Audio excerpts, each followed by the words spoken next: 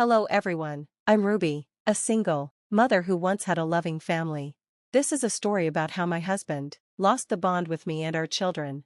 Although it happened some time ago, I'm well on my way to healing. I'm sharing this now so others don't make the same mistakes I did. Art has always been my passion. I've been painting since I was a child, inspired by my mother, who was a talented artist herself. Even though she never found fame, I always admired her work. Our family was modest with my father as the primary provider. Despite not working, my dad always praised my mother for caring for us. I thought love and respect were all a marriage needed to thrive, but I was wrong. Growing up, I was quiet and introverted with few friends. My grades were decent, but nothing extraordinary. I dreamed of attending art school, and my parents supported me wholeheartedly. Everything seemed perfect until I met Chris in high school. We studied together for a while, but didn't really speak until one day, when he approached me. "Hey Ruby, right?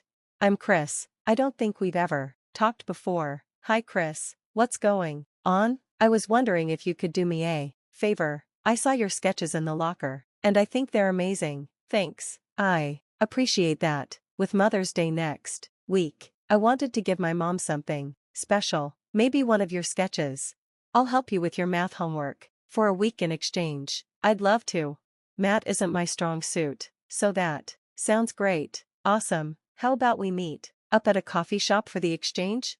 I'll grab the drinks." I was so thrilled. Someone liked my work enough to turn it into a gift, and that's how I started spending more time with Chris. Our coffee dates quickly turned into full-fledged dates. Chris was a straight student with a bright future, and I was flattered that he wanted to spend time with me. He was well liked by everyone, always standing up to bullies, and it was easy to fall for him. Chris had big dreams of earning a business degree and taking his father's company to new heights. "I want to make my dad's business bigger and better. He's built something great, and I want to take it to the next level, and I know you will.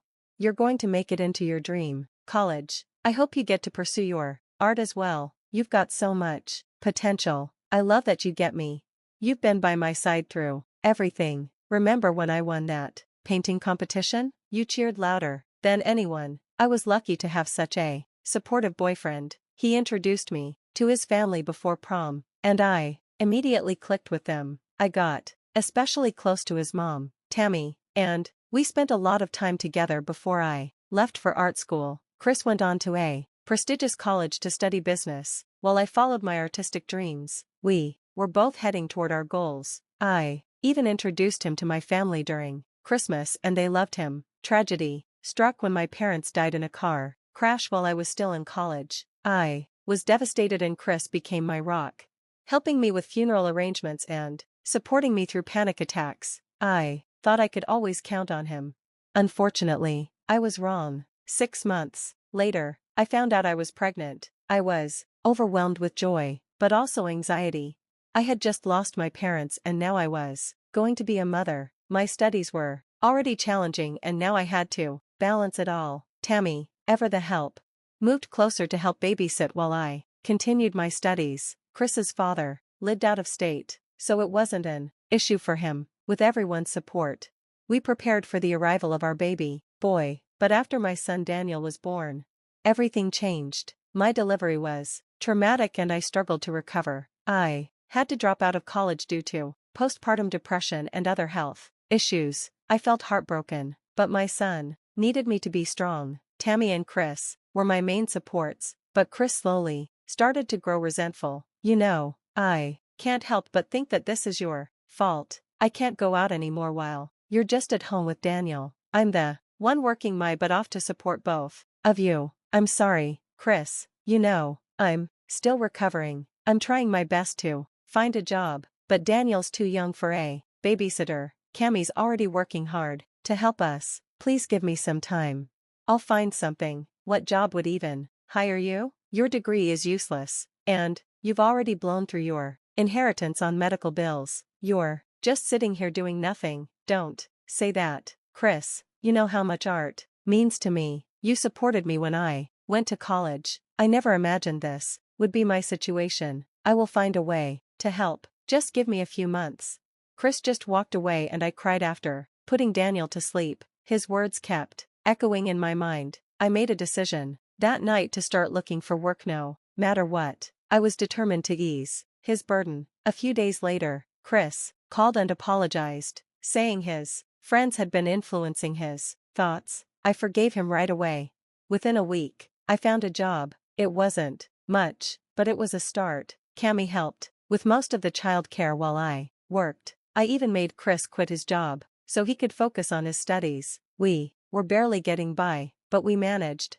As time went on, Chris's attitude improved and he promised to take care of me when he became financially independent. I told him I loved him and wanted nothing more than for him to achieve his dreams. After Chris graduated and took over his father's business, things started looking up. His father passed away within a year, but Chris pushed forward and improved the company. I had to quit my job to take care of Daniel because Tammy was grieving and couldn't help as much. With Chris's success, he was able to support us and I focused on being at home. As his business grew, I celebrated his achievements with big parties and lots of joy. One day, I told Chris I wanted to go back to art school. I still had some inheritance left that could cover a year of tuition, and after that, I plan to work to fund the rest of my education. But Chris wasn't supportive.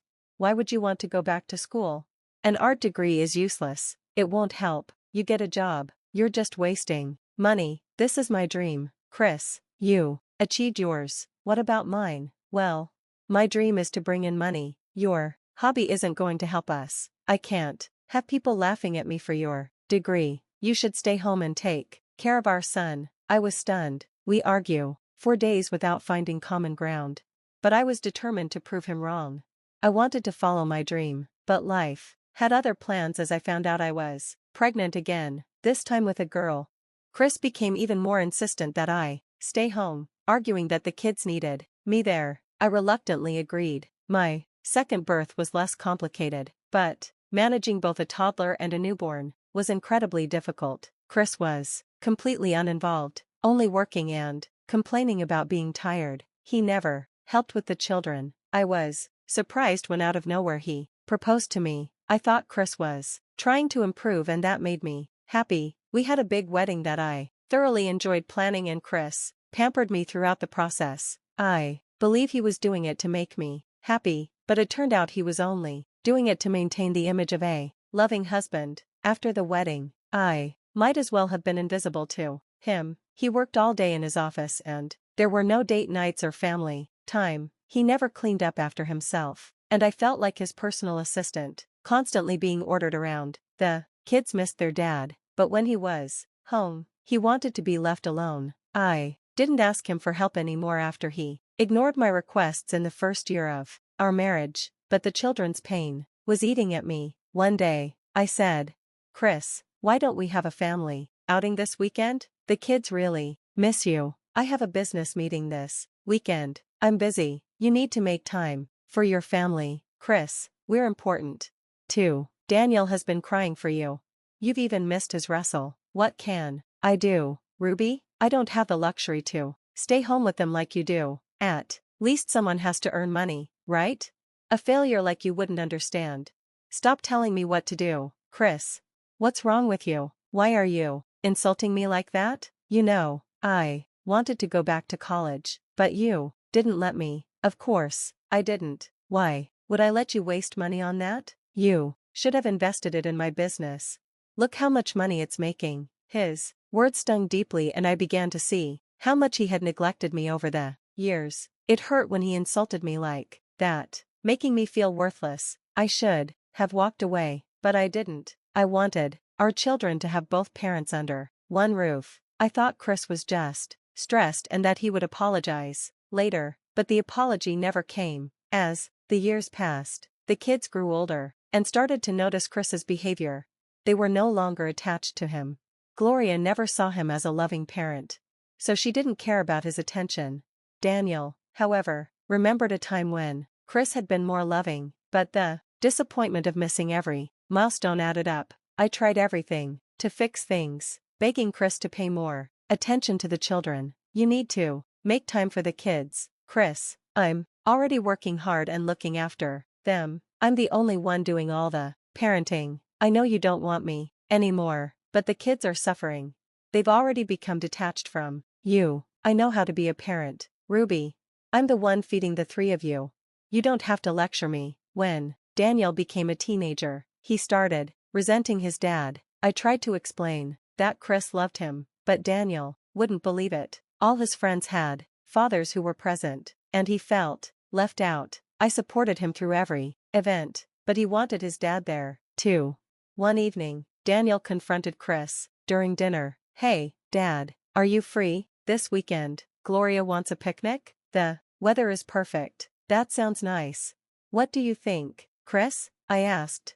Hopeful. No can do. I'm going golfing with my buddies. It's one day and you can't make time for us. Why did you even become a dad if you didn't want to be around? Watch your mouth, Daniel. I'm your father and you will respect me. I have work to do, not sit around like your loser mother. Ruby, what are you teaching my children? They don't even respect me anymore. I thought you failed in your career, but now I see you can't even be a good mother. Stop insulting Mom. She's a way better parent than you are. How do you expect her to have a career when you never helped her? I saw everything over the years. Enough. Daniel, there's no use talking to him.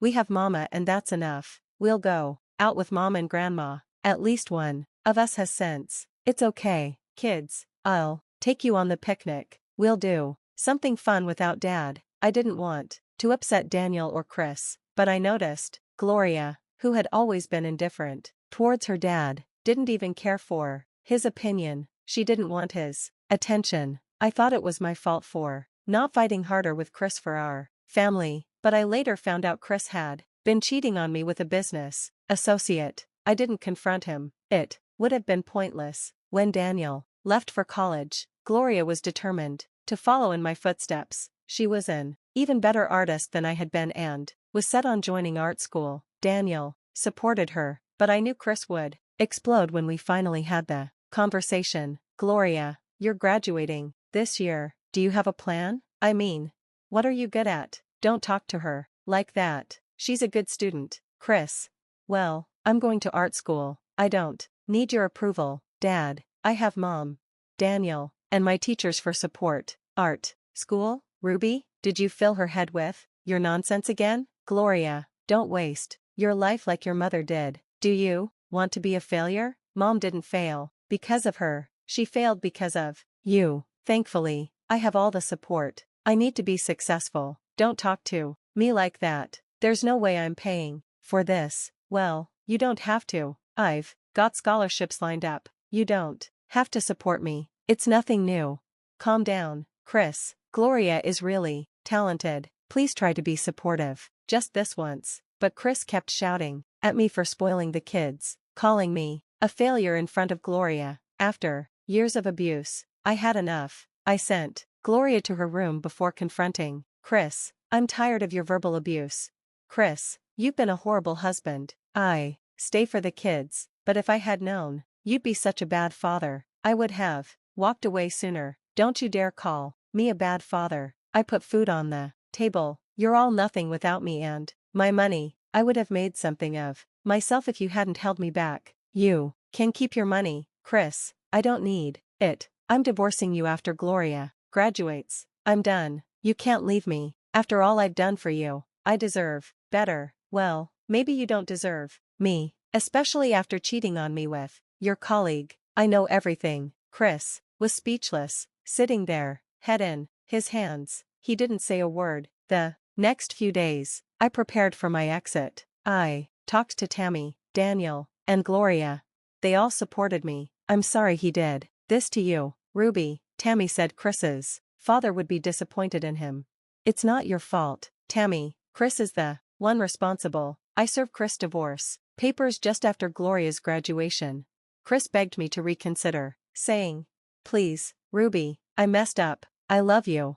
Give me a chance to fix things. You made your bed, Chris. I'm done. I stay for too long. I gave you chances. This marriage ended when you stopped trying and cheated on me. I don't love her. It was just stress. She doesn't mean anything. Please, Ruby, I can change. I don't care anymore. You've stripped away every ounce of dignity I had. I deserve better than you. Thanks for reading and see you next time.